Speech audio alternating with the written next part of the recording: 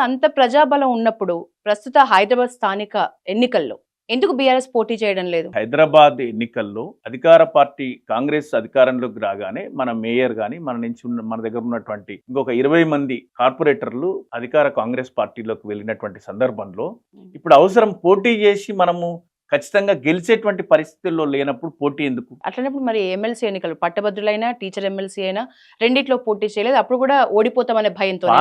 ప్రతి పార్టీ కూడా ఒక వ్యూహం ఉంటుంది. పార్టీ శ్రేణులు, ప్రజలు, పార్టీ ఈ మూడింటిని అనుసంధానిస్తూ ముందుకెళ్లాల్సినటువంటి అవసరం ఉంటుంది. మీకు చిన్న ఎగ్జాంపుల్ చెప్తాను. ఆంధ్రప్రదేశ్ రాజకీయాలు తీసుకున్నాం మనం. ఆంధ్రప్రదేశ్ రాజకీయాలలో ఒక పరిస్థితుల్లో చంద్రబాబు నాయుడు గారు ఇక లేరు. స్థానిక సంస్థల ఎన్నికలలో ఆంధ్రప్రదేశ్ మొత్తంగా స్థానిక సంస్థల ఎన్నికలలో పోటీ పెట్టలేదు ఆ పార్టీ. అట్లా అని చెప్పి ఈ రోజు తిరిగి అధికారంలోకి వచ్చినటువంటి సందర్భం, అది అనూహ్యమైనటువంటి గొప్ప విజయాన్ని సాధించినటువంటి సందర్భం మనం చూసినాం.